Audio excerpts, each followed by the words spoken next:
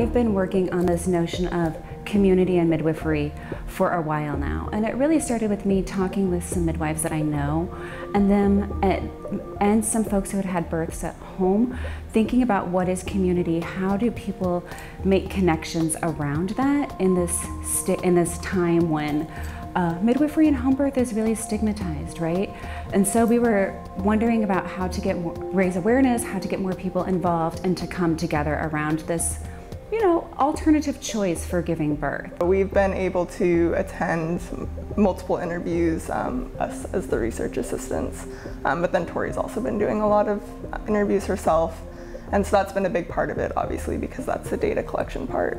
And then we've also been kind of taking those interviews and transcribing them, so we have a written document of the interview itself.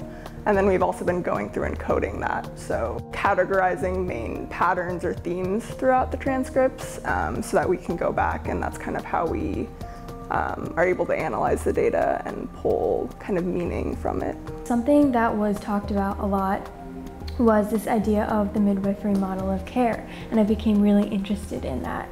So some components of that that you can see in that model of care are a client-centered approach where the needs of the client are put before anything else, and also authority is given to the clients. Personally, I focused on the kind of legal aspect of it because there are two kind of credentials of midwives. There are certified nurse midwives and certified professional midwives. Nurse midwives are allowed to practice in all 50 states, but only 36 states have granted licenses to certified professional midwives.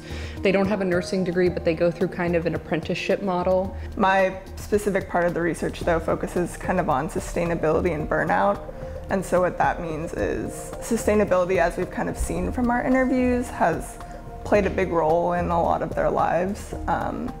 It's basically their ability to maintain their well-being as well as maintain the midwifery profession as a whole. Birth is the #1 reason for hospitalization in the United States, and it's a big business. There's a maternal health crisis going on right now, and the US is far behind other countries in terms of quality of care for mothers and children, people who give birth. And midwifery is a big part in changing that. I'm really impressed with the way they grappled with these questions and listened to the data to develop an argument in 8 short weeks. I mean, what we accomplished, amazing. Something like 20 interviews, most of which happened during CSRI. They transcribed them, they coded them, and then they put together arguments that they'll be presenting.